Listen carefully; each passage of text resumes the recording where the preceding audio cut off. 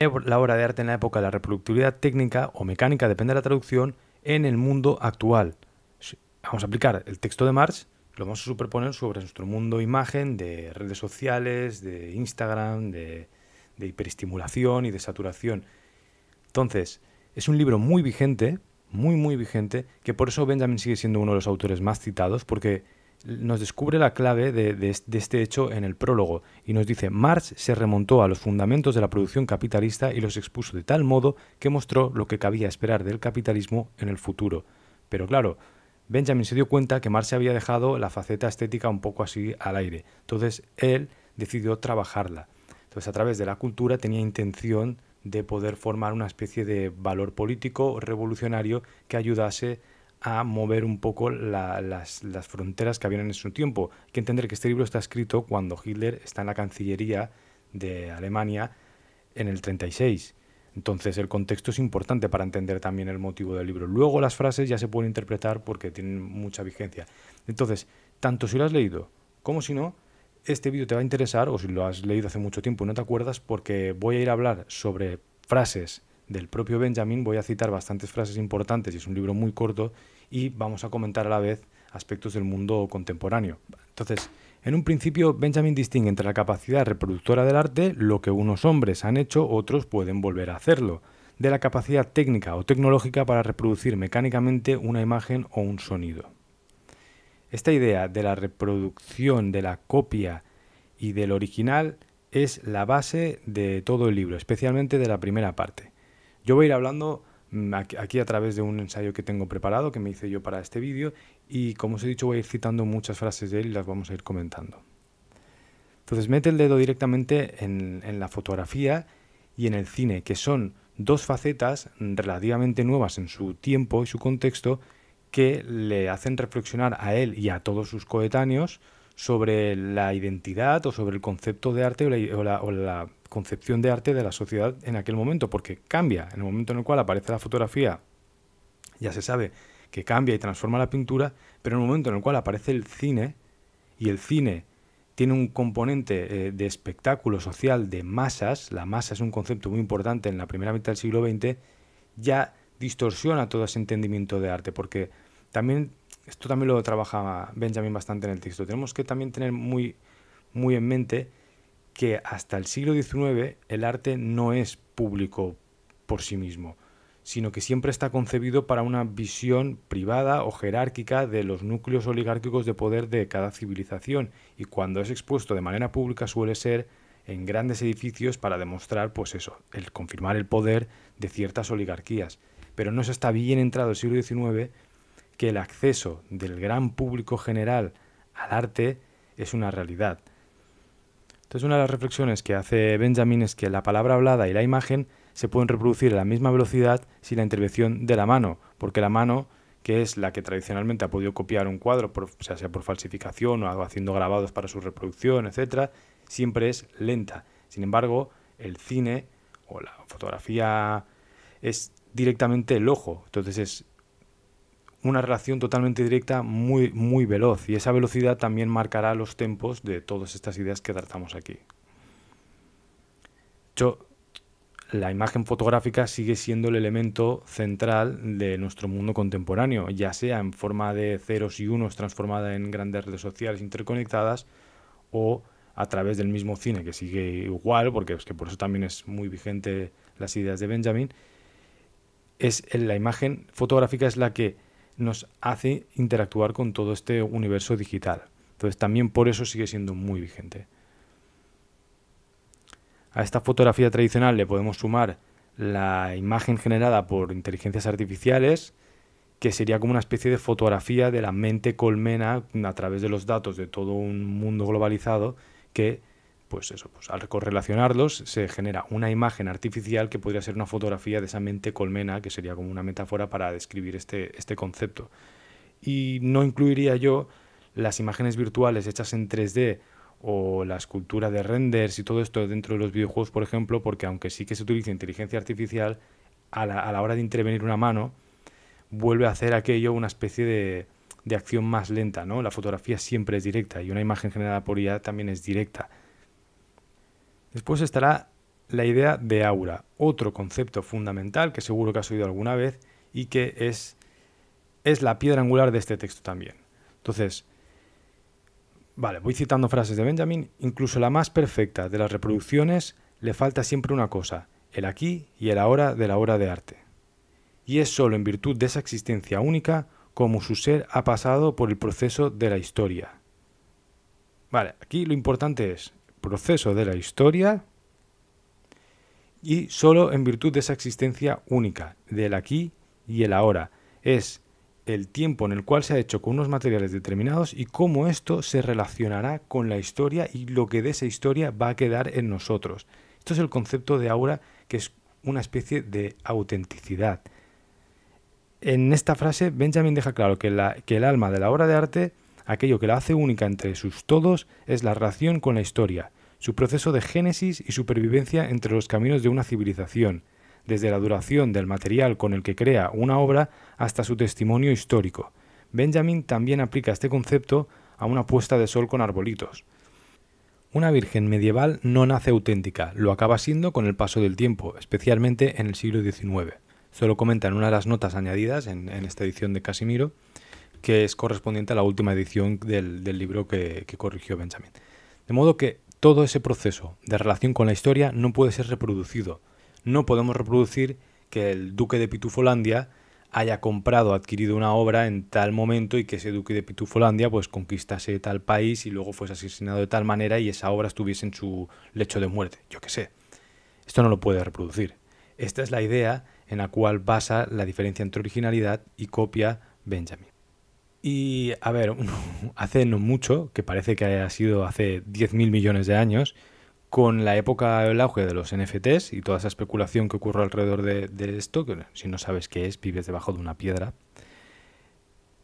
este concepto de aura fue muy importante y fue muy trabajado para tratar aquella vorágine, ¿no?, respecto a los NFTs, que presuponía la autenticidad de una obra en un universo digital. Entonces, aquellas obras digitales encriptadas, para poder ser consideradas únicas, carecían de aura. No tenían ninguna relación con la historia ni con sus procesos físicos y no dejaban de comportarse como una obra mecánicamente reproducible a la cual se le aplicaba una autenticidad que de facto era reproducible. Pues nosotros podemos distinguir hechos y acontecimientos históricos, poner nombres a personajes de la historia que han interactuado con una obra u otra y aplicar la ciencia para corroborar esos relatos y así construir ese aura alrededor de la obra. Con los NFTs no se podía, porque por mucho que te dijesen que aquello sí que era un certificado de autenticidad y que era único, matemáticamente único, para nosotros, como humanos, no lo era, porque no lo podíamos reproducir. O sea, si hacíamos un pantallazo de aquello, teníamos lo mismo. Y al final, los humanos funcionamos con mitologías, con narrativas que nos hacen comprender nuestra existencia y ubicarnos en un lugar en el mundo. Esto, claro, si los universos digitales fuesen una realidad confirmada que ya se ha reproducido en el tiempo y que han pasado 20 años de universos digitales, quizá sí que lo podríamos afirmar y habría gente que incluso tendría nostalgia sobre aquello, como sucede con algunos videojuegos, pero no se hizo como el invento antes de que existiera el mundo donde tiene que estar ese invento. Claro, hubo una especie de ensoñación, porque se daba por hecho que los metaverse y de hecho Facebook se cambia a Meta y los universos virtuales digitales ya iban a ser una realidad en cuestión de nada. Entonces se hizo una vorágine de, vale, pues compro espacios virtuales, compro obras, porque todo eso a cara a futuro va a adquirir ese aura y va a tener un valor. Pero en el momento en el cual no sucede, pues es un bluff. Pero es un momento contextual nuestro en el cual las ideas de Benjamin cobraban más sentido que nunca, porque precisamente el debate sobre el NFT giraba en torno al aura.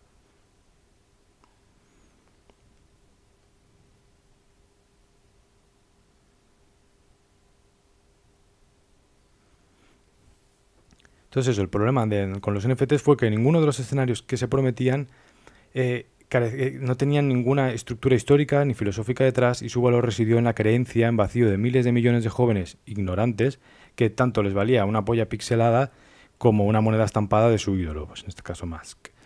Y cualquier riqueza depositada en la fe se convierte en un castillo de naipes, a falta de una vida que se anticipó en exceso, ¿vale? Y esto hay una frase también de Benjamin en el libro que, claro, él no sabía que iba a pasar esto, pero es muy reveladora en este aspecto, porque toda demanda radicalmente nueva, pionera, acaba suscitando expectativas desbordadas. Esta era la clave de aquel problema. Todo el mundo esperaba tantas cosas que se hizo una fiebre de los tulipanes en toda regla, por esa creencia que tenemos muy interiorizada dentro de nuestra sociedad occidental, europea o americana, ¿no? De que la tecnología sí o sí avanza en una línea ascendente, que no para, que no para, que no para. Esto viene de una idea de la ilustración moderna y es como lo de mañana seguro que va a ser mucho mejor. Y si ahora más dice que va a haber un implante aquí en el cerebro y que estaré así y esto será solo, pues nos lo creemos. Creemos que sí, que va a acabar pasando. Y a lo mejor, yo qué sé, a lo mejor pasa algo parecido de aquí 60, 70 años, pero no de aquí 5 años. Entonces, todo ese concepto que trabajamos en películas, en la ciencia ficción, lo aplicamos muy rápido, nos lo imaginamos, lo proyectamos y acaba siendo aquella una ensoñación que en cuestión de un año pues ya vemos lo que es un NFT hoy.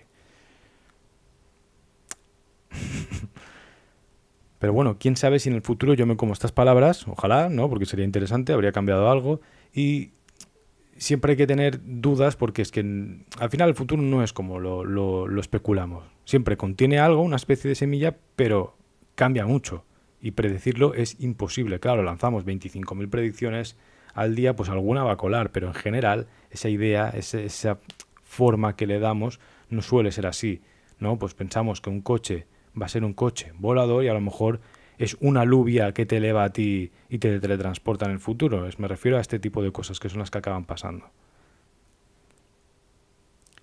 Por otra parte, Benjamin acepta que la reproducción técnica de las obras, que es decir, las copias hechas mediante algún aparato mecánico, esto se entiende muy fácil, puede poner a la copia en situaciones inconcebibles para el original. Esto quiere decir que tú, un cuadro que ves en un museo o en una galería, en un sitio, tú puedes observarlo desde una distancia, pero si yo le pongo una fotografía con 200.000 megapíxeles, puedo verle hasta el último pigmento del cuadro, cosa que no podría hacer con mi ojo humano nunca. Se está refiriendo a esto. Y un buen ejemplo actual sería que una pintura que está en tu taller de repente es observada por un coleccionista en Shanghái, por ejemplo, y que siente un impulso divino, pues atraído por el capital y necesita comprártela. Pero resulta que el mismo señor, ¿no? Al mismo tiempo hay otro señor americano que también ha abierto su red social y desde tu página web, pues está viendo el detalle de esas pinceladas a través de unas imágenes que tú has puesto muy bonitas porque quieres que te compren el cuadro y también se encapricha, ¿no? Y los dos a la vez te envían un mensaje directo. Uno es de Shanghái, otro es de China. Esta situación es físicamente imposible con una obra original. Solo se puede dar a través de la copia y de los entornos donde se reproduce la copia. Esto es a lo que se refiere Benjamin con la frase que comentábamos aquí. Se puso todo el empeño en dilucidar si la fotografía era o no arte, sin preguntarse jamás si la invención de la fotografía transformaba la naturaleza del arte. El actor de teatro presenta él mismo directa e íntegramente al público su actuación artística. El actor de cine la muestra con la mención de una maquinaria. Con la mediación, me he equivocado.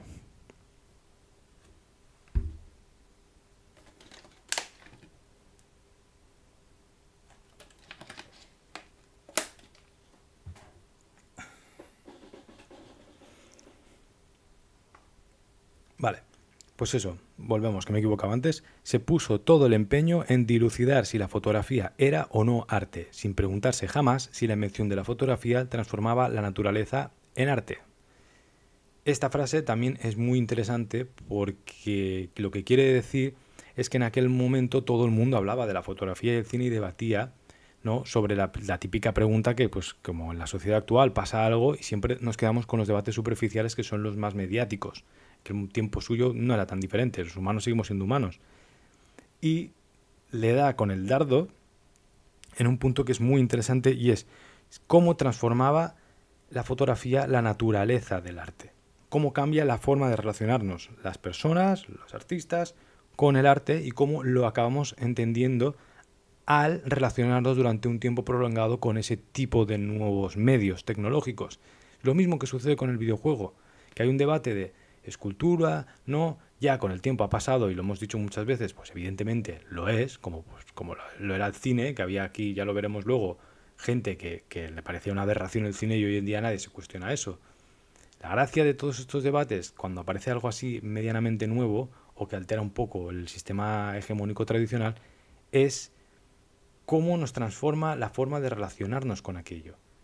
¿Cómo puede hacer, por ejemplo, lo que siempre digo yo en los otros vídeos, cómo la publicidad puede hacer que nosotros, aquel concepto de arte heredero de la época del humanismo, se haya transformado en otra cosa totalmente distinta? No si la publicidad es sí que es arte o esto no es arte o el otro no tal. Lo interesante del debate suele estar ahí, en cómo, en ese aspecto filosófico, antropológico. Es de donde más sustancia vas a poder sacar, porque lo otro es un poco hablar del vuelo de los ángeles.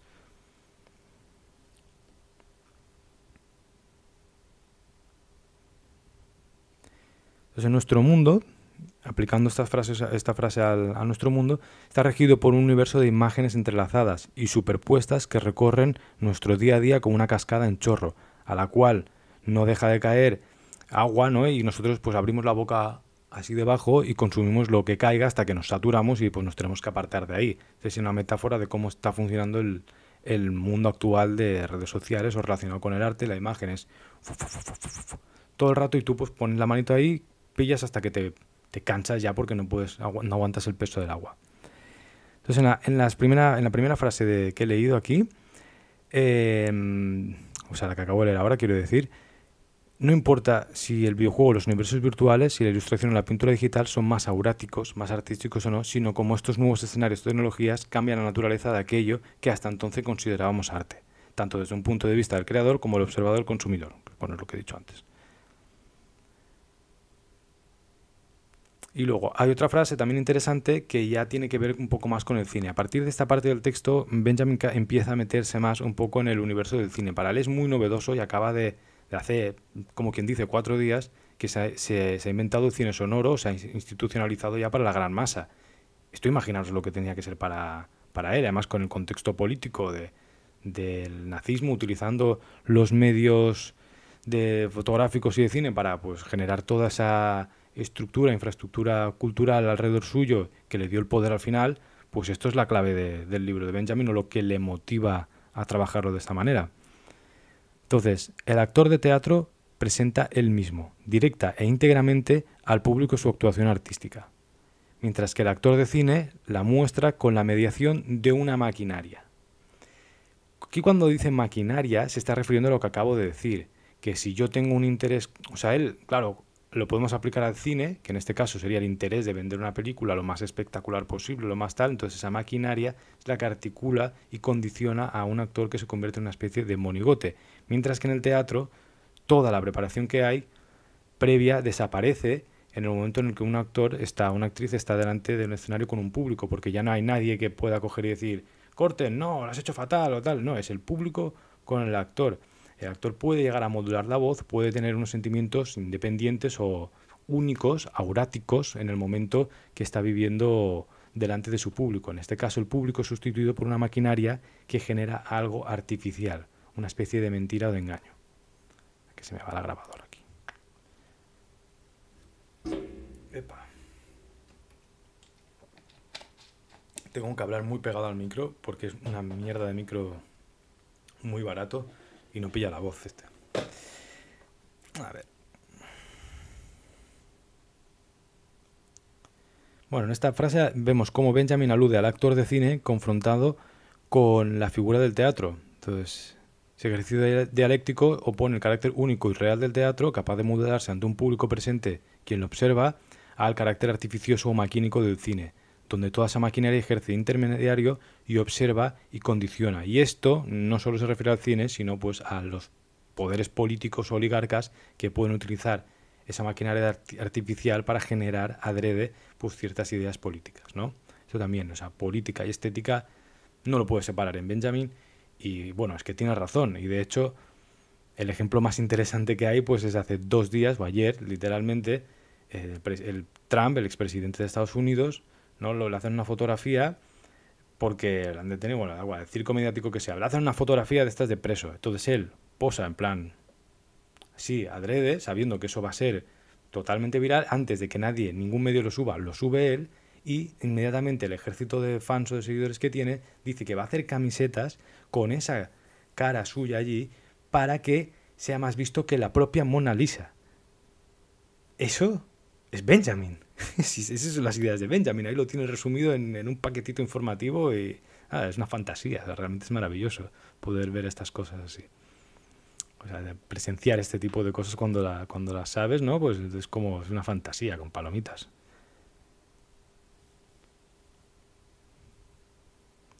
Entonces, a ver, para contraponer un poco esto con nuestra actualidad, el cine ya está asimilado y lejos quedó si era mejor o peor que el teatro.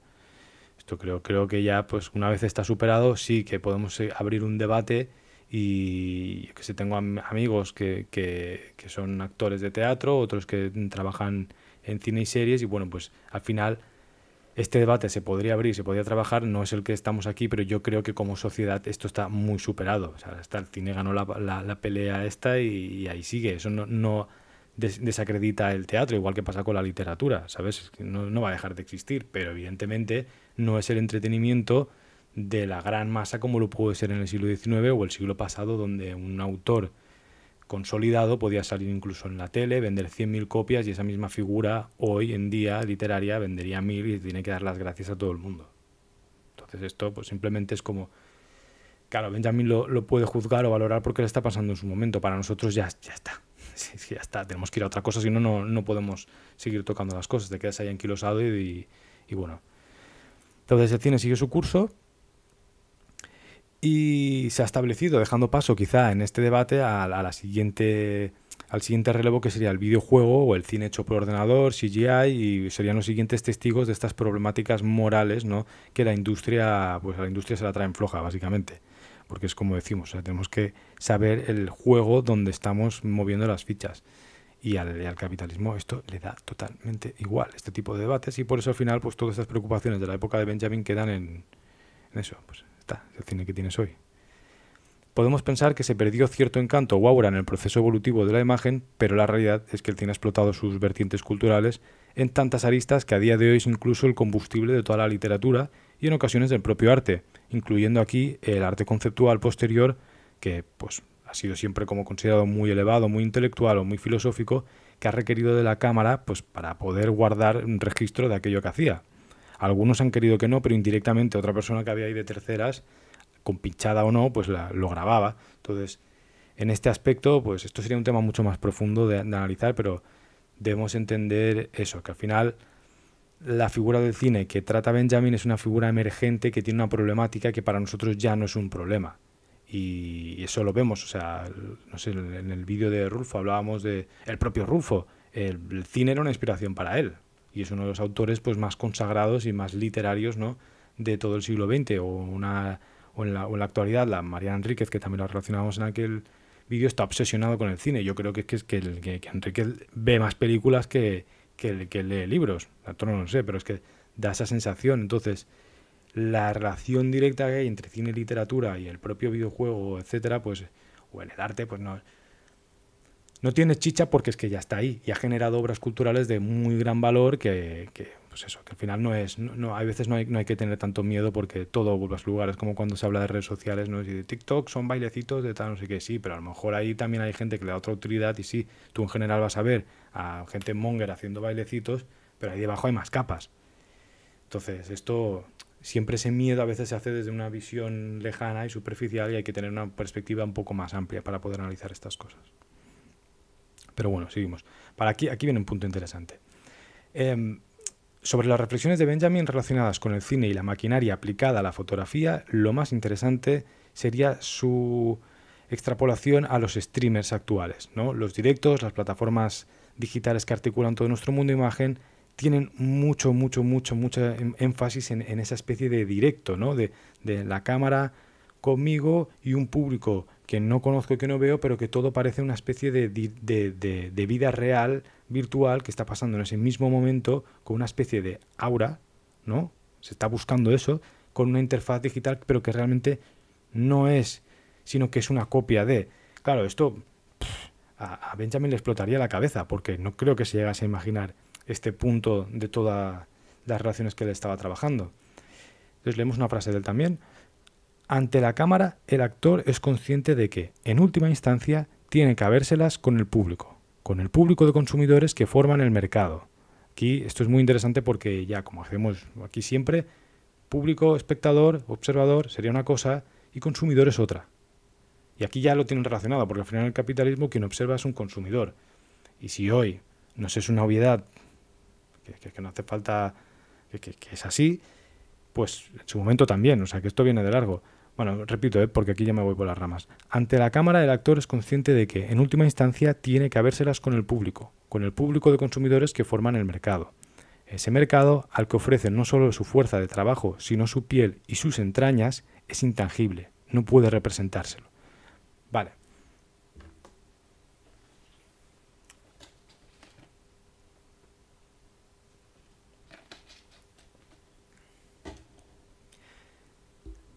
Después de leer esta frase, imaginemos un streamer, o yo qué sé, yo no soy streamer, pero imagínate que estuviese aquí y viviese de esto y el típico de videojuegos, los típicos famosos que vemos, que están comentando cosas, que están siempre detrás de una cámara todo el día donando su cuerpo y sus entrañas como una fuerza de trabajo a la cámara, a una especie de directo constante donde un público que no conoce, que no puede ser representado porque tú al final ves unos nombres, numeritos, unos simbolitos y unas cosas, pero no tienen una forma humana representada, ni los puedes poner delante tuyo, están ahí. Entonces, es que esta frase es totalmente aplicable a ese universo. Es que de hecho parece hecha para ese universo de streamers.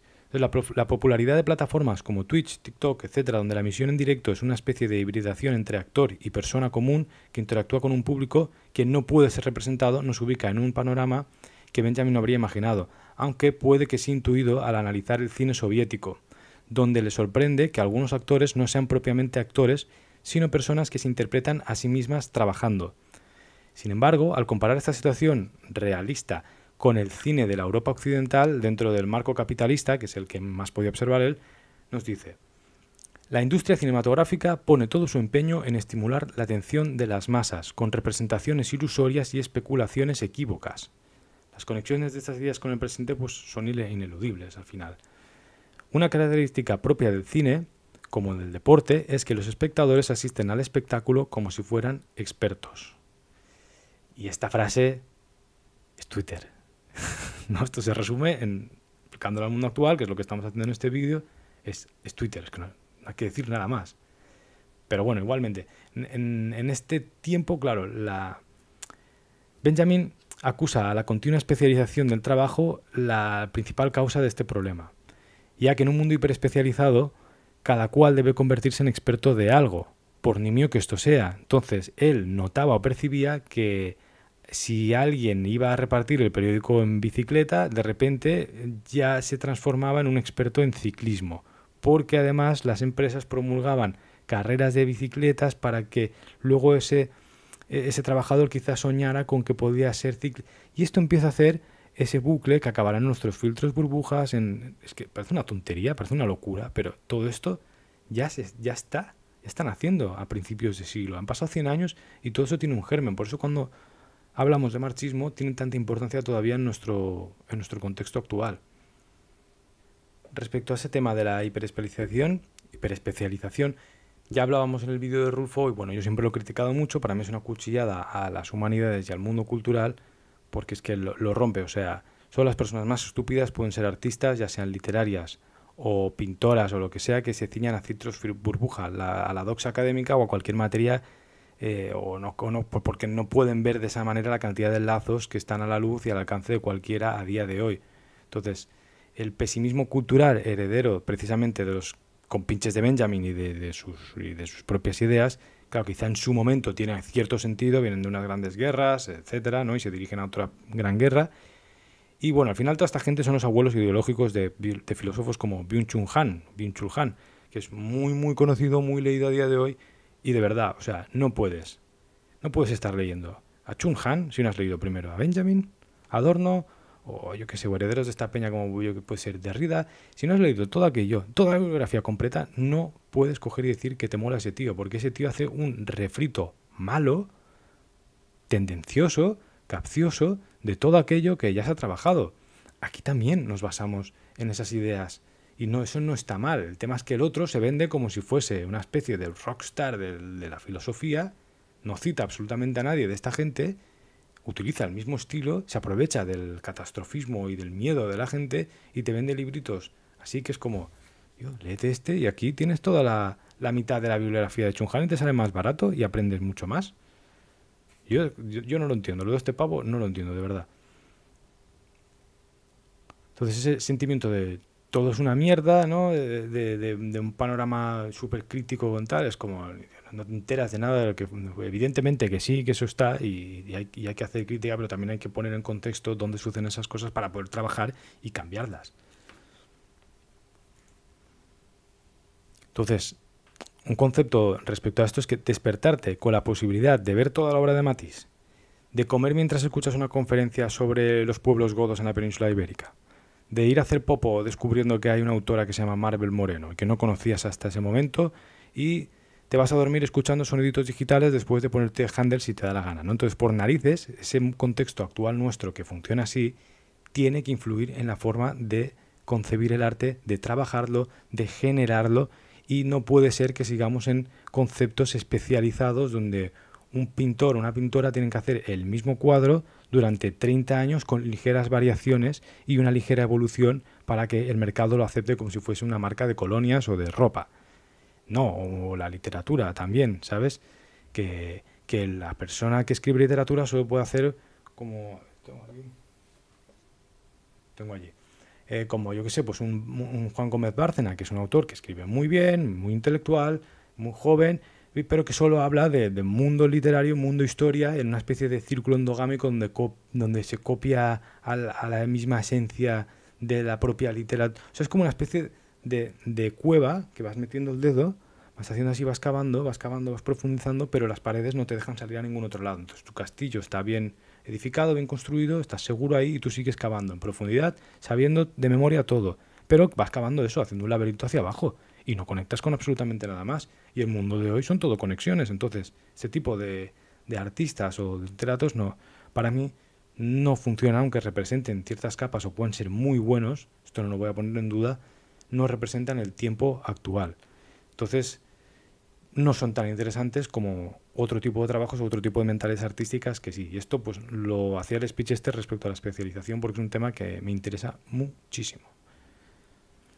Y bueno, y parte de eso también está en el libro, ¿no? Que es esa idea de Benjamin del arte puro o de promulgar con una teología negativa que solo atiende a sus propios elementos, que él lo narra como una especie de consecuencia de este mundo especializado o donde el capitalismo interfiere con la cultura. Pero bueno, esto también sería para ir a otro tema un poco más distinto porque no está tan trabajado aquí. En un momento del libro, nuestro Tito Benji cita a Aldous Huxley para hablar sobre la multiplicación exponencial y exagerada de escritores en proporción a la de lectores, como si cada lector quisiera ser escritor al considerarse experto por el simple hecho de ser lector. Esto es algo que te tiene que sonar. Entonces, esta percepción que en el arte se representa en aquel icónico momento en el cual el artista alemán Joseph Beuys anuncia que todo el mundo es artista. Es un sentimiento que no ha dejado de crecer y bucear entre las diversas generaciones, pasando por los circuitos profesionales del arte, a la famosa cultura del do it yourself de los años 90 y llegando hasta nuestros días en forma de perfiles de redes sociales. En nuestro ecosistema virtual está la cantidad de gente que escribe, pinta, dibuja o crea cosas, ya sea de forma profesional o amateur, que desde mi punto de vista nos plantea cómo deberíamos estudiar las artes en el futuro. Y esto lo digo muy en serio. En la cita de Huxley, este remarca que la sobreproducción inunda de escoria el mundillo de las letras, ya que a pesar de aumentar la cantidad de gente que escribe, según el criterio mágico de Huxley, ¿no?, la calidad o el talento es igual de minúsculo que antes. Es decir, por más gente que haya escribiendo ahora que se cree experta, no hay más figuras talentosas según él. Esto yo creo que el Benjamin lo cita de un artículo de Huxley un poco así de opinión. Entonces, en la actualidad, a pesar de que aparentemente nos vemos tentados a pensar esto mismo, decir, sí, hay muchísima gente haciendo cosas, pero todos son malos. La realidad es que no. Hay muchísima gente, incluyendo ya otras culturas que para nosotros estaban como no existían, ¿no? Porque para nosotros la gente de la India o de China, su cultura era un cliché, que ya lo hablamos en el orientalismo, que llegaba en forma de un garbanzo así, y se hacía así y pasaba por el otro lado. Pero hay gente que hace cosas, también sabrán pintar y también sabrán escribir, lo harán muy bien, igual que lo podemos hacer aquí o en otros lugares. Esto hoy con la globalización se ve mucho más. Entonces, en pintura especialmente, que es el campo, o en literatura que yo más puedo controlar, o sea, la cantidad de gente que va haciendo cosas muy buenas no es normal. O sea, no es normal para para el sistema de concebir el arte que teníamos hasta ahora, donde cogíamos 3, 4 nombres propios que representaban a un universo entero, ¿no? Entonces Picasso, pues Picasso es todo el cubismo y todo el siglo XX, venga, y a volar. Quijote y Shakespeare, pues todo... Claro, esto, ¿cómo lo haces en un mundo como el nuestro actual? No vas a poder. Porque es que obras, claro, en el momento en el cual se hace el Quijote o que sale un Picasso, sí puede haber mucha gente pintando en la época bohemia de París, pero no puede haber tanta como hay hoy. Y de los que hay hoy, pintan muy bien.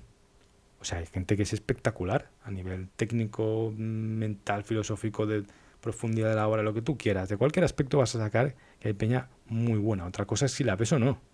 Pero existir está. Y ahí está, porque no es que estén escondidos en otra cultura que es ajena a la tuya, sino el perfil de Instagram que utilizan viene del mismo país colonial que es Norteamérica, y tú accedes a la misma red social.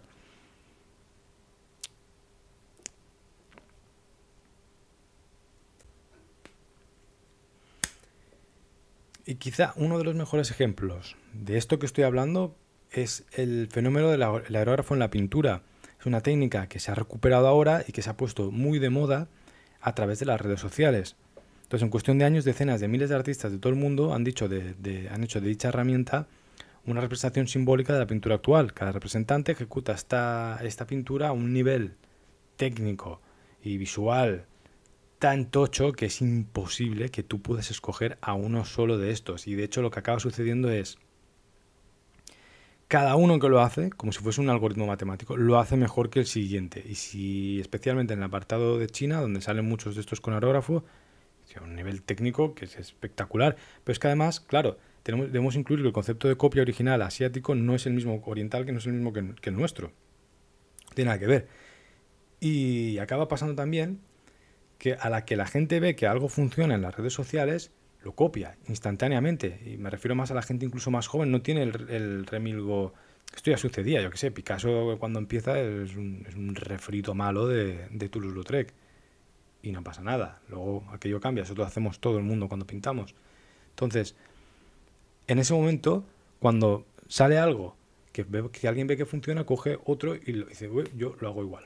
Lo hago igual, lo llevo a mi campo, lo voy evolucionando y se transforma en otro. Pero esto sucede a una velocidad que es apabullante. Es apabullante hasta tal punto que, claro, tienes de repente, en un panorama de contexto actual de arte contemporáneo, 600 pintores y pintoras internacionales que pintan con aerógrafo y que tú no puedes decir cuál es mejor que tal o cuál representa mejor X cosa que la otra. No puedes. No puedes. Y no hay uno que digas. Y encima de los 600 hay 350 que no puedes distinguir. No puedes saber si este es de chi no sé qué o del otro es del fi fu fu fu. No lo puedes hacer. No lo puedes hacer porque incluso en muchas etapas se va pareciendo todo demasiado. Esa bola simbiótica y una especie de hongo no sirve, no se puede analizar con las herramientas más del siglo XX para analizar arte y todo esto. Y esto para mí es una reflexión que es muy interesante, que bueno, la gente que esté más metida en esto lo verás también, ¿no? Y esta circunstancia actual, donde la masa se convierte en pintora y receptora de imágenes de pinturas reproducidas en sus pantallas, la vemos reflejada en el siguiente fragmento de Benjamin. El cuadro siempre pretendió ser contemplado por uno o pocos espectadores. El que a partir del siglo XIX lo empezara a contemplar simultáneamente un público extendido es su primer síntoma de crisis en la pintura, crisis que no provocó solo la fotografía, sino también la pretensión de la obra de arte de llegar a las masas. La pretensión de la obra de arte de llegar a las masas. Este también es un concepto, como hemos dicho al principio creo, de masa, arte, cultura muy, muy interesante, ¿no? Entonces en esta parte del texto el Tito Benji nos habla de la concepción de la pintura a través del tiempo. Es un tema que aquí no lo tengo en el YouTube.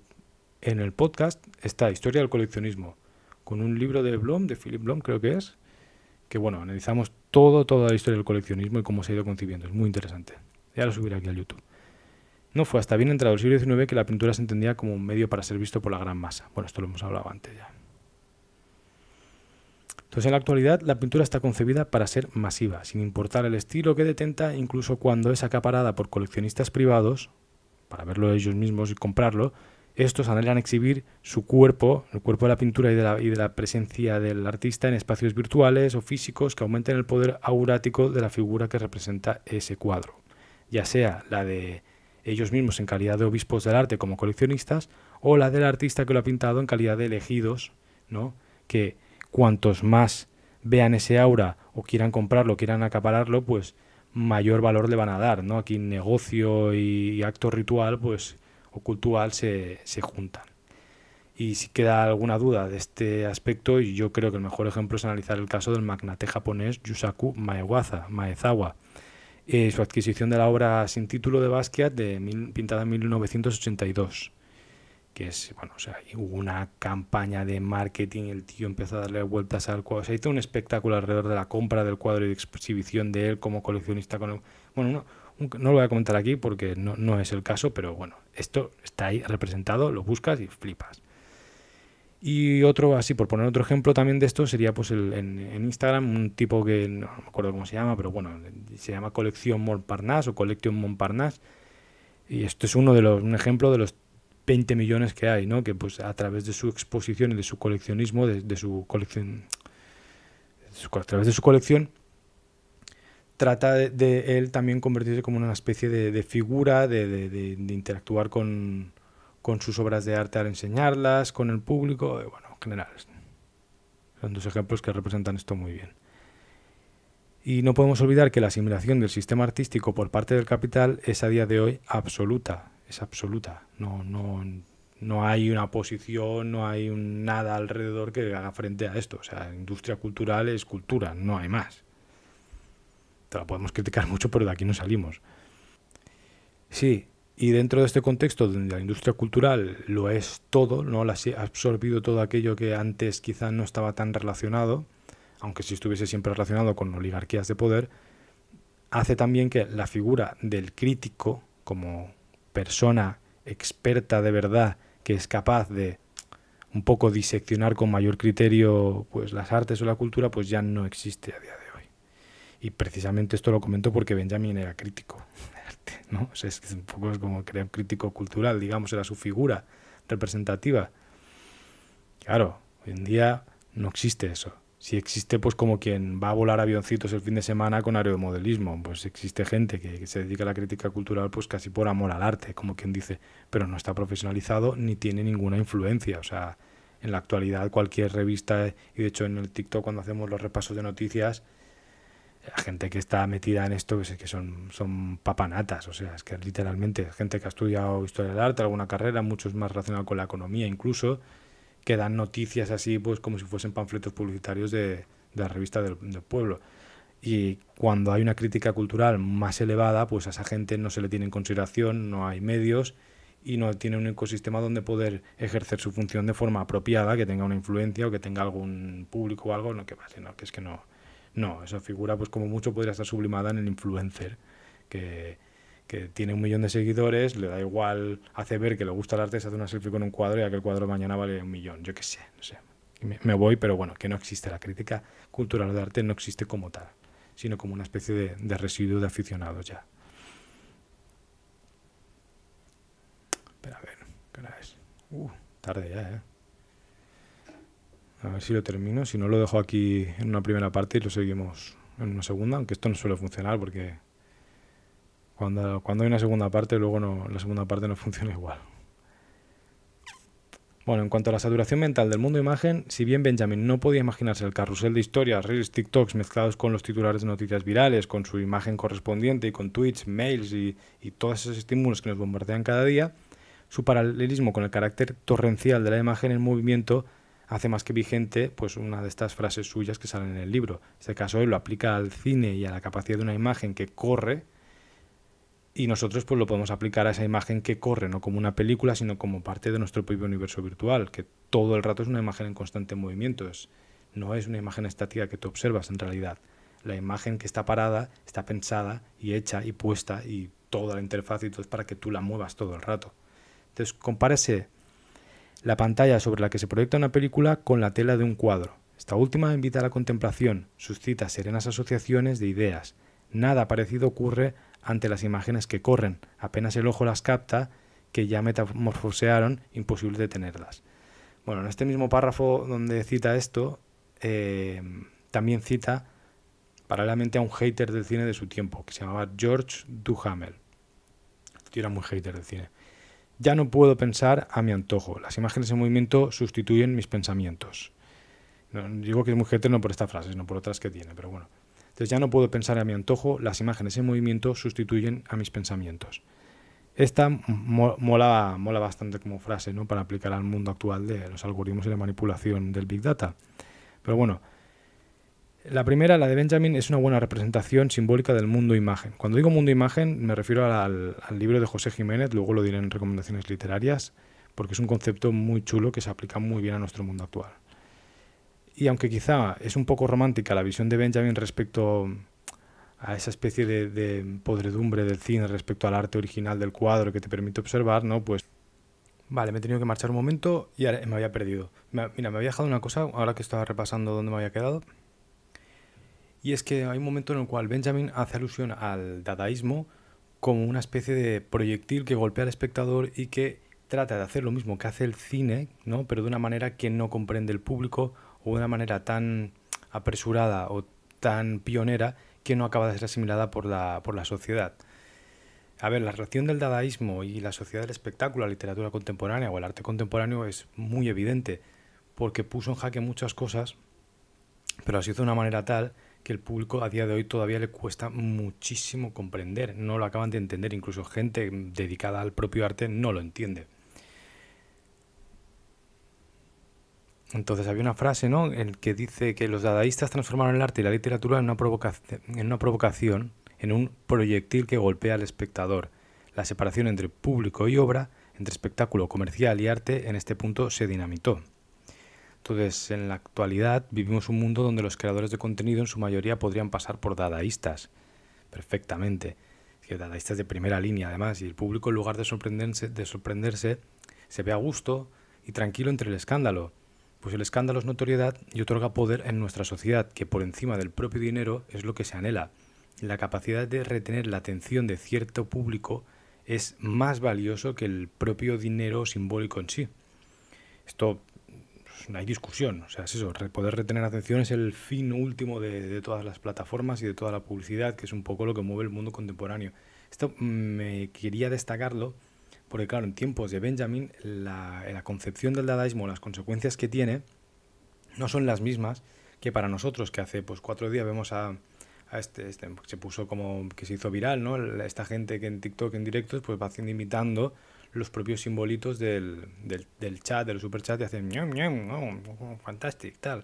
Que sale, que por cierto hay una parodia de Slavoj Žižek, que es un payaso buenísimo, que es una fantasía, es una risa. A ver si lo puedo colocar aquí, me parece. In this sense, yes, yes, yes. Ice cream, so good, gang. How should I put it? A hearty thank you to Lopez. Yes, yes, yes. No spicy. Show indeed such an act of slang. Haha. Gang, a second helping of ice cream. So delicious. And so on.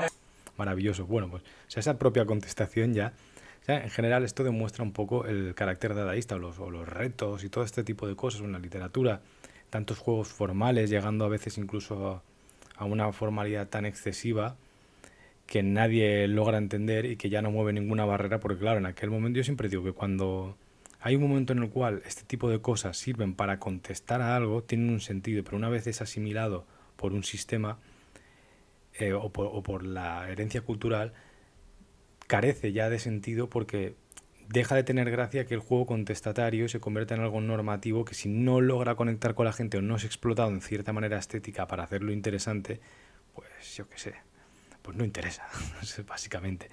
Esta desconexión, pues bueno, esto estaba en el tiempo de Benjamin, la relación entre dadaísmo y cultura contemporánea para él, y cómo para nosotros ya no existe, porque esa espectacularidad, esa provocación constante es el motor de las redes sociales. Cualquier youtuber, cualquier tiktoker lo sabe y de hecho se prioriza por encima de todo, y este vídeo como mucho puede llegar a 1000 visitas y da gracias, pero si hiciésemos una parodia dadaísta o o sin querer, incluso hiciésemos un ejercicio dadaísta, aplicado a algo, pues probablemente pudiésemos llegar a 20.000, ¿no? Pero ya fuera del apartado del arte, del contexto cultural, sino ya como algo directamente relacionado con ese mundo que habitamos, ¿no? Esto es muy interesante para mí.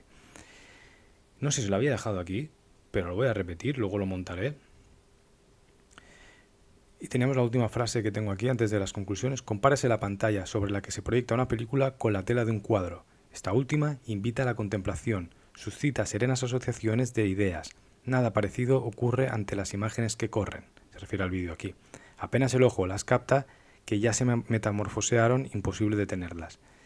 Y en este mismo párrafo Benjamin cita a un hater del cine de su tiempo, a un crítico cultural que era muy hater, pero muy hater. Esta frase no es nada en comparación con otras cosas que dice, que es George Duhamel. Ya no puedo pensar en mi antojo. Las imágenes en movimiento sustituyen a mis pensamientos. Esta frase es muy molona, pues si lo trasladamos al mundo de los algoritmos actuales, ¿no? Donde al final pues parece que tú no puedas pensar por ti mismo a tu antojo, sino que es eso, pues imágenes en movimiento sustituyen a tus pensamientos, ¿no? No tenía ni idea de lo que iba a pasar, pero bueno, la metáfora le cuadra aquí perfecta. Vale, esto lo quería comentar porque también tiene que ver un poco con el contexto de Benjamin, ¿no? Entonces es una buena representación simbólica del mundo imagen, es lo que acabamos de decir, y aunque quizá es un poco romántica, quizá no tiene en cuenta que al final, cuando pasa el tiempo, esto creo que lo he dicho al principio, los medios, la tecnología, los ecosistemas se acaban adaptando al pensamiento humano y acaba siendo explotado igual. Entonces, si al principio el videojuego son pistolitas de hacer con un marcianito, que es algo totalmente estúpido y absurdo, es lógico que a cabo de 30, 40 años tengamos historias muy complejas, incluso reivindicativas y yo qué sé. Entonces, cualquier persona que en un primer momento que viese videojuegos como Doom o juegos así, esto es el ejemplo que he puesto de pistolitas tontos sin ningún otro sentido, pues piense, el videojuego es para gente tonta, te vuelve más tonto, no sirve para nada, o lo que decíamos de TikTok, ¿no? TikTok solo mongers haciendo bailecitos, que sí, pues tendrán 1 millón, pero debajo hay mucha gente que crece, que coge otras referencias y que al final lo utiliza a su manera. Entonces esta visión un poco pesimista, cultural de los nuevos medios que aparecen es muy típica en la filosofía también contemporánea, tipo Chung Han, que ya lo he criticado, y en muchos otros autores, y no tiene sentido, no tiene sentido. O sea, esto caduca mal, os lo digo ya, caduca muy mal. Entonces lo interesante es comprender, ¿no?, cómo esos medios luego pues se van adaptando y asimilando. Entonces, no cabe duda que tanto en arte, en literatura, en pintura, lejos de empobrecerse, se ha seguido multiplicando, dejando obras maestras escondidas o visibles, y eso, todo eso también entre redes de 10 segundos que te vuelven tonto, ¿no? Pero ya nos sorprende estar ante lo sublime de una obra de arte, ¿no? No de igual modo, o sea, hay hordas de gente que visitan los museos estatales y no sufren ningún síndrome de Stendhal por mirar una obra que sea una pintura, ¿sabes? Y sí que lo pueden sufrir viendo una película, que sé, es que... ¿no? De hecho, es más, con el paso del tiempo, la pintura también es una atracción turística y el espectador muchas veces ejerce una visión costumbrista o romántica ante obras que la mitad del público no comprende, o que peor aún, si comprende y tiene idealizadas, porque ha estudiado historia del arte y se ha montado una película en la cabeza. Entonces, en otros casos, por mucho lienzo que exista delante, si las herramientas de pensamiento adecuados, la mirada puede estar igual de distraída y fluida, y un paseo por cualquier pinacoteca, si vas mirando a la gente para un lado para el otro, pues lo ves. Vemos que estamos ante una cuestión de imagen en movimiento y reproducible mecánicamente versus una fija y original. Entonces, lo de no pensar a mi antojo sí que es una frase más interesante, ¿no? Porque lo previo es lo que digo, es como no tiene sentido. Tú ya en la actualidad puedes emocionarte y hay esta visión así tan romántica de las cosas con un videojuego, con imágenes de una película, y no por estar ante una obra necesariamente te quedas ahí y empiezas a pensar, y no, que es lo primero que pensamos, pero no consumimos las imágenes así. Incluso gente que se dedique a la pintura, como puedo ser yo, voy a un museo y muchas veces sí puedo tener eso y otras directamente no, o hay cuadros que me dan totalmente igual, o hay momentos que estoy saturado o que puedo coger el móvil, verás, y llega un momento en el cual el cuadro no lo veo igual. Entonces todo esto es para que tampoco pongamos como algo religioso todas las cosas que puedo decir aquí, porque el contexto es diferente y el modo de ver la imagen siempre cambia. Vale, por último tenemos: el hombre distraído se acomoda con mayor facilidad. Es más, la distracción en la realización de tareas demuestra que dichas tareas ya son costumbre. Esta frase es brutal. Entonces, puesto que los modos de prestar atención a las cosas han cambiado en las nuevas generaciones y en muchos casos están condicionados por patrones externos que les regulan, como lo son las redes sociales y sus algoritmos, aquello de el recogimiento ante la obra de arte invita a la inmersión en sí misma, pues tampoco tiene sentido. Por la complejidad de esta sentencia en un contexto tan gaseoso como el nuestro, y menos aún si tenemos en cuenta el propio carácter inmersivo de los videojuegos de mundo abierto, ¿no? Videojuegos que no terminan de encajar en ninguno de los dilemas del Tito Benji, sino que más bien pues los acapara a todos y los encierra en una misma cosa, ¿no? Pues esto también es interesante. Pero estamos llegando al final del vídeo. Esto ya lo haría en otro vídeo. El cuadro pintado sobre caballete es una invención de la Edad Media, y nada asegura que durará eternamente, pero desde la prehistoria el hombre siempre ha construido cobijos. Estas son las frases finales. Cerraba aquí el texto, pero luego tengo un montón de conclusiones, entonces no tiene sentido. Vale. A ver, no las voy a leer todas. Voy a repasar un poco por encima.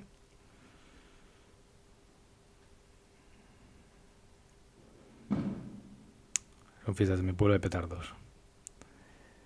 Vale, esto lo he repetido antes ya, siempre hay que tener en cuenta cuando esto está escrito, en 1936, Hitler en la Cancillería, y el objetivo de Benjamin, que es completar los textos de Marx y aplicar la funcionalidad política a la estética, para de ese modo, tal y como se concebía en las vanguardias, tener una herramienta con la que transformar o revolucionar un panorama que él veía venir como un peligro, pues evidentemente, ¿sabes cómo acabó Benjamin? Entonces, todo esto le da mucha coherencia a aquello. Y dejo unas frases del final donde él reflexiona más sobre la política y la estética. Luego él tiene unos textos más específicos sobre este tema, pero es un tema central de la obra de Benjamin y bueno, pues aquí está presente también. Leo las frases en modo de conclusión, yo creo que es más fácil que hablar yo. La consecuencia lógica del fascismo es una estetización de la vida política. Todo empeño por estetizar la política termina en una salida única, la guerra. La guerra y solo la guerra puede proporcionar un propósito a tamañas masas sin que se vea alterado el régimen de propiedad. La guerra imperialista es una rebelión de la tecnología que se cobra en material humano, la materia natural que la sociedad le sustrae. En tiempos de Homero, la humanidad se daba el espectáculo a los dioses del Olimpo. Hoy se da a sí misma en espectáculo. Pues esto lo resume bastante bien, ¿no? Pues la humanidad en un momento, bueno, esto es una frase un poco más así poética, ¿no? Pues cuando mira cara hacia los dioses, ¿no? Como una especie de división de mundos donde el humano está por debajo y responde su realidad al mundo de los dioses y la realidad actual donde es ella misma, ¿no? La humanidad en sí misma la que se da así como una sociedad del espectáculo. Esto es lo que luego vendrá teorizado en las sociedades del espectáculo. Bueno, el tema de las guerras, pues luego acabó la Segunda Guerra Mundial, esto ya lo conocemos en la historia. Vale, y otra frase interesante también que teníamos es que advertía ya Benjamin que la función artística puede acabar en el tiempo resultando accesoria, que es un modo, ya sabía a lo que nos dirigimos. Esto pasa hoy en día, aquí hablamos, damos una función de pensamiento, pero es accesorio. Realmente el cuadro, una pintura o cualquier obra de arte principalmente debe ser comercial y vendible, incluso cuando se las da de listo, ¿no? Como diríamos, en plan cuando el arte tiene cierto aura de pensamiento, también tiene que ser comercial. No vale cualquier cosa y si no, pues la prueba ahí es que tú vas a cualquier librería o vas a cualquier museo y lo que ves tiene una gran parte comercial, incluso aunque no vaya de ello, ¿no?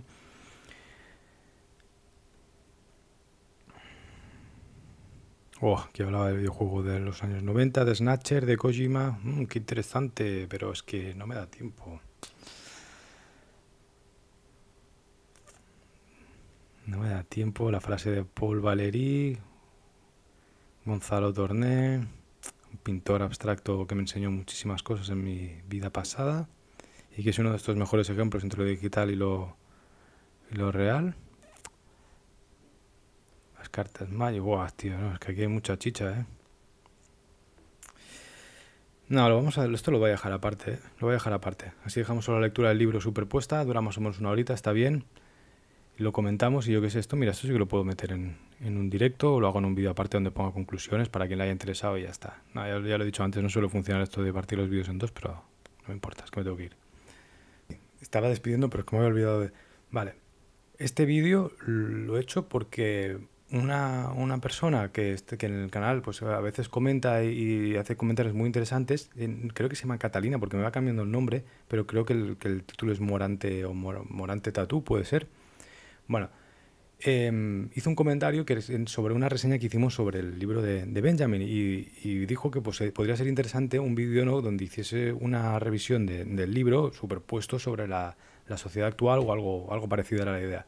Me pareció súper interesante y bueno, hice el vídeo, al final se me fue de manos esto, de que no quería que fuese un vídeo pequeño, se va de manos siempre todo, y acabó siendo un vídeo más largo. Por eso os digo que si os interesa comentar o toda cualquier interacción, pues siempre es interesante porque ya que eso adquiere una dimensión nueva y yo pues lo puedo hacer. O sea, si me interesa o algo, pues podemos interactuar de esta manera, que es muy interesante, o en un directo que ya no paro de repetir que quiero hacer y no lo he hecho aún. Y bueno, pues eso, muchas gracias a Morante Tatú y por el comentario, a toda la gente que lo habéis visto y se habéis quedado hasta el final. Y nada, nos vemos en el siguiente vídeo. No sé si lo subiré antes que el de Paul McCarthy. No Paul McCartney, no Paul McCarthy. Es un artista muy interesante. O sobre el de Generación Instagram, que también le hice un ensayo que se me ha ido también de manos, va a durar 1 hora y pico, que complementa, o que más bien este vídeo va a complementar mucho a aquel otro. Está enfocado únicamente en Instagram y cómo salía una generación de pintores y de pintoras a través de esa red social, de esa plataforma. Tercera despedida antes de irme. Me he olvidado de decir que hay otros canales que han comentado Walter Benjamin mucho más en profundidad de lo que hago yo aquí. Y ¿cuál más sabéis? Sí, pero recomiendo uno especialmente que es el canal de Fernando Castro, que es un profesor de la universidad. De hecho, cuando yo estudiaba en la facultad me habían hecho leer algún artículo de él o algo, si no recuerdo mal. Entonces, una suerte tenerlo dando pues sus lecturas y sus cosas ahí en YouTube. Si lo puedes buscar y no lo conocías, probablemente ya lo conozcas, pues eso, lo recomiendo bastante, porque si no me equivoco, lleva haciendo durante un montón de tiempo lecturas de todo lo de Benjamin que hay en el planeta, en plan, hasta de lecturas de biografías de él o de otra gente que lo cita. Yo no lo he visto todo, he visto alguno y bueno, siempre es interesante. Entonces, no sé, creo que le va muy bien a este vídeo esta recomendación. Y también tenía otras recomendaciones literarias al respecto que estaban en las conclusiones y he dicho que las iba a citar en otro momento, pero creo que lo mejor es que estén en este vídeo. Una es de Teoría General de la Basura, de Agustín Fernández Mayo, que como escritor mucha gente lo valora y tal, para mí es una patata, pero como ensayista pues está bastante bien. Y concreto ese libro creo que es el mejor que ha hecho. Tiene, o sea, le digo, su estilo asertivo, el rollo snob que se lleva, que parece que se crea más listo que todo el mundo, o sea, la manera de trabajar la literatura, lo encuentro realmente para mí, a mi gusto personal, no es un autor me he leído un montón de cosas, me he leído casi toda la bibliografía de él. Creo que trabaja mejor en el género ensayístico, más tiene una mentalidad de un poco de medio psicópata, que es lo que transmite al escribir, pero que en el ensayo funciona bien. Y las ideas que se trabajan aquí en el texto de Benjamin, en su libro de Teoría General de la Basura, donde reflexiona un poco alrededor, pues eso de los restos y de cómo se trabaja con los restos en la cultura, en el arte y todo, están muy bien. ¿Qué más? El otro es de la misma editorial, que es Galaxia Gutenberg, Joan Foncuberta, La furia de las imágenes. Este libro sí que es una pasada. Y Joan Foncuberta es un fotógrafo internacional reconocido, muy famoso, que he comentado muchas veces, pero es que además como ensayista es una maravilla. Para tratar el tema de imágenes del mundo en el mundo contemporáneo, la postfotografía, todo este tema, para mí es el mejor, lo hace de una manera muy lúcida, muy directa, está muy bien. Es una persona que la verdad admiro mucho. Y que además también de esta misma editorial había algo más. Es que claro, Galaxia Gutenberg, que por eso también me da rabia lo de Mayo, que es el editor, que es amiguito de Jorge Carrión, que a su vez están metidos en lo de Pompeu Fabra, que dieron un premio de ensayo que se lo dieron a Mayo. Esto es un poco como funciona el mundo literario. Si metes el dedo y te fijas bien cómo va ahí. Pero bueno, estas cosas al final suceden en todo el mundo así, como a la gente le da igual, porque al final es todo una movida también para vender y promocionar algo que no se vende, que es el libro, pues bueno, yo qué sé, pero todavía si a alguien le interesa investigar, ahí también hay un pequeño salseo. Esto, para luego también Byung-Chul Han no lo leáis, para eso leéis esto, porque Byung-Chul Han es un refrito de esto. Y el último que quería recomendar, a ver, espera, si lo tengo apuntado aquí.